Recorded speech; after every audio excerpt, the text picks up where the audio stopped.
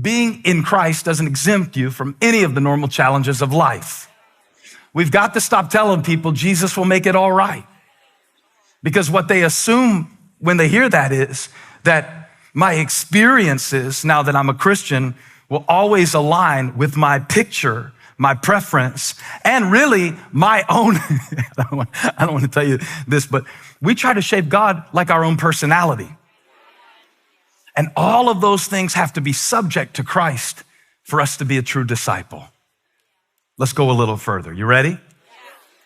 Once you get an identity ingrained and you think that's who I am, it is very difficult to receive any experience that is different than that identity.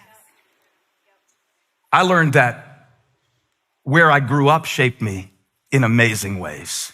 Small town. So it taught me how to be good with people, because in a small town, you have a certain accountability socially. What's considered polite and what's considered rude, okay? When I grew up, if you didn't wave at people, even if they were strangers, that was considered rude in Moncks Corner, where I grew up.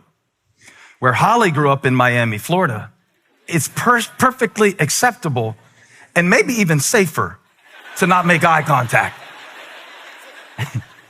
But see, now marriage is this merger of we're walking down the street and she's saying, who was that you just waved at? And I say, I don't know. And she said, well, why did you wave? Because that's what you do. How many from the South? That's what you do. That's what you do. You eat grits. You never put sugar in them. I rebuke you, Satan.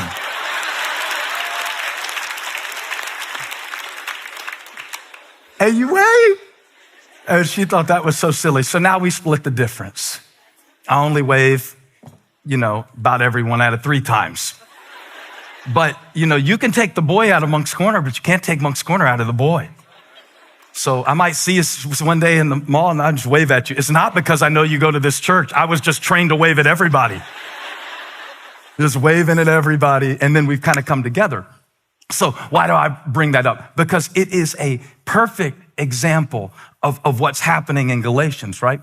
Paul is no longer in Turkey. This is Central Turkey we're talking about, if you want to get a modern picture. He's no longer here in the flesh with the people, but he's still the shepherd. He still sees himself not as an influencer, not as a modern guru like how we have people who give us advice, but he sees himself as their pastor and their shepherd, even when he's writing them a letter. And he really never stopped being a shepherd, no matter where his travels took him, no matter how much of the known world that he went to evangelize, no matter how many Gentiles that he preached to. He always loved these churches. You could take Paul out of Galatia, but you couldn't get Galatia out of Paul. Every parent who is called a so-called empty nester understands what I'm saying. I'm not one yet, but I imagine if they come back after I send them away, I'll have to open the door. And I'm pacing myself for that, right? This thing is a marathon. I will still think you're doing something dumb when you're 50. You could be worth $1 billion and I'll still be like, are you sure that this is the job that has job security for you? Right? Don't you need something to fall back on? Because you can take the kid out the house, but you can never take the love out of the parent.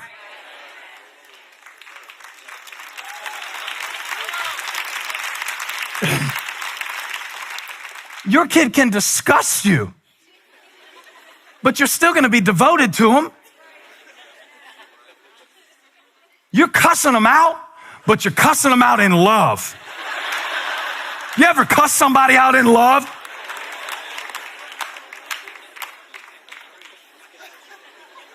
And now we're back to Galatians 3. Are you so foolish? Are you crazy? Paul's in that high voice. Are you crazy? Are you crazy? Holly's scary voice is her quiet voice. We tremble because she's loud all the time. She's just a naturally loud talker. When it's quiet, it's real bad. Are you so stupid? as to really go back to circumcision, the outward sign, and think that that's going to get you to the end? The foolishness of trusting in the flesh. The foolishness. And so just answer your question that your neighbor asked you a few minutes ago. Tell him, yes, I'm that crazy. Tell him, yes, I'm that crazy. I'm that crazy. In my flesh, I'm still crazy. How many still crazy saints are honest enough to raise your hand and say, catch me at the wrong moment with hit the right button, trigger the right reflex, I'm still crazy. Okay, you look crazy, sit down. She stood up too quick. It was just too quick. Me too. I'm still crazy. And I know that. And I'm glad that I know that. Because God delivered me from so much. But there's some stuff that's still in me that he's dealing with. And now it's all coming together because they're in Christ, but they're still crazy. Paul is not in Galatia physically, but he's still the shepherd. And he is doing something that shepherds do. He is directing the sheep. And he's directing the sheep, realizing sheep are not dolphins. Dolphins are smart, especially the bottlenose dolphin. I was reading about the 10 smartest animals in the world. The bottlenose dolphin was number 2. That dolphin is so smart, can recognize itself in the mirror. Smarter than me. Sometimes I don't even know who I am. And yet the Lord didn't talk about a dolphin. He said, you are my sheep and my sheep know my voice. And Jesus said, I'm the good shepherd. And so Paul is realizing, watch this. If I am a shepherd, sometimes I have to direct the sheep where to go, assuming that they don't know where to go. Are you so foolish? Yes. The moment you answer no to that question, you're in danger. The moment it's like, you're so foolish. Nah, man, I'm actually, pretty much got some stuff figured out. I'm praying for you. I don't mean not being confident. Yeah, you know things, you know skills. I'm not talking about being insecure. I'm not talking about downplaying yourself. Those people are the most annoying people in the world. I'm not good at anything really like that, and I can't really do anything like that. Just shut up. What God gave you, he gave you. What you're good at, you're good at. You're 7'2", and I'm like, you're tall. Well, not really. The Lord, yes, you're tall. There's nothing worse than false humility. It's awful. It's not really humility. It's just drawing more attention to yourself through an act of humility, but you're just acting. You're just acting. You're just acting. You sing a solo and you say, oh, that was good. You sang good today. No. It wasn't me. It was the Lord. And see, you're wrong about that because it would have been much better if it was the Lord. It was just good.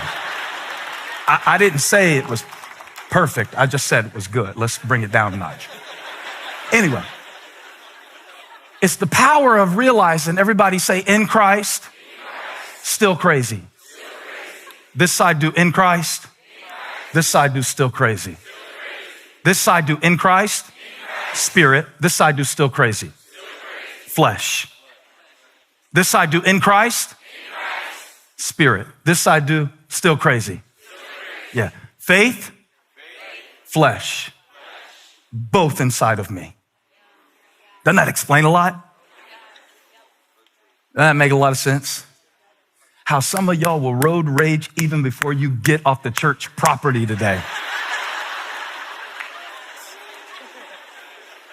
And it's all right.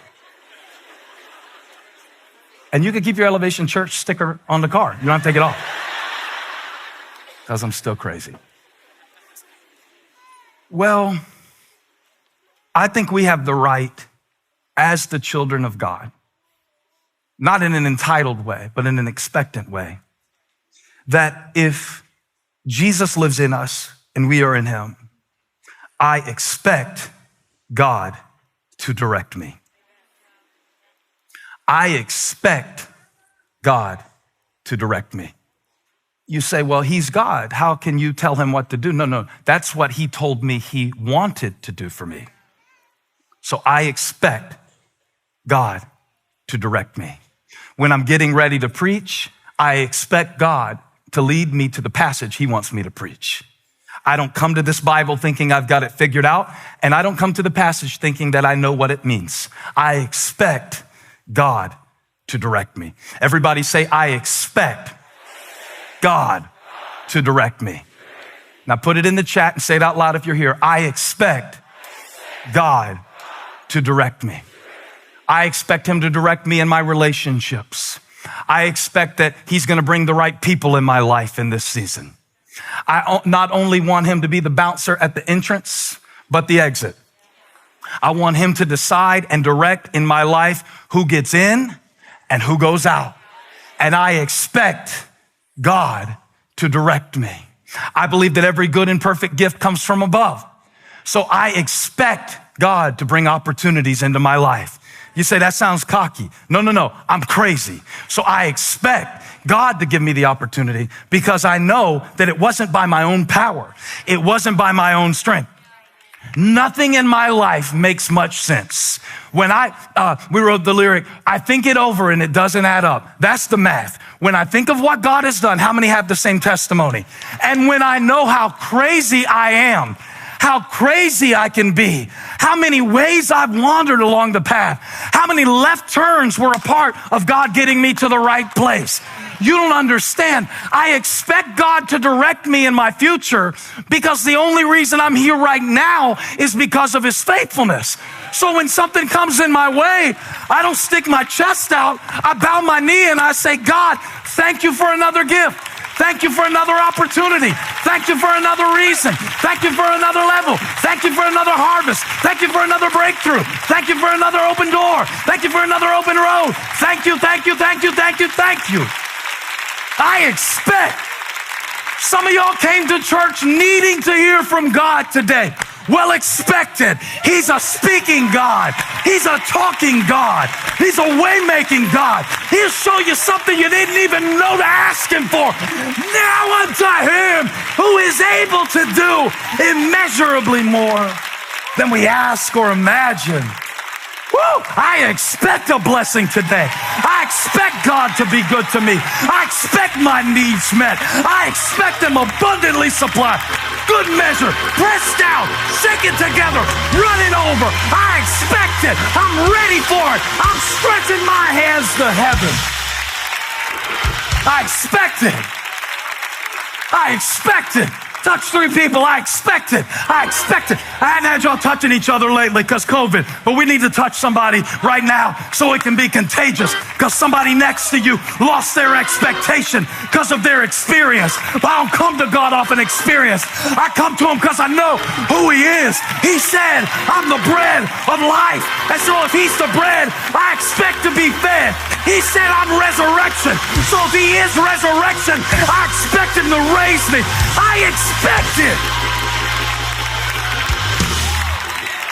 I expect it. And I'm bracing for it. And I'm believing for it. And I'm trusting for it. And I'm grateful for it. I expect it. He said he was the vine, so that means if I'm in him, he's in me, and I will bear much fruit. I expect it. I expect it. Hey, thanks for stopping by my YouTube channel. I hope you were blessed today. If you were, share this with somebody. Like and subscribe and leave me a comment. Let me know where you're watching from, what we can pray for you about. Hope to see you back here again really soon.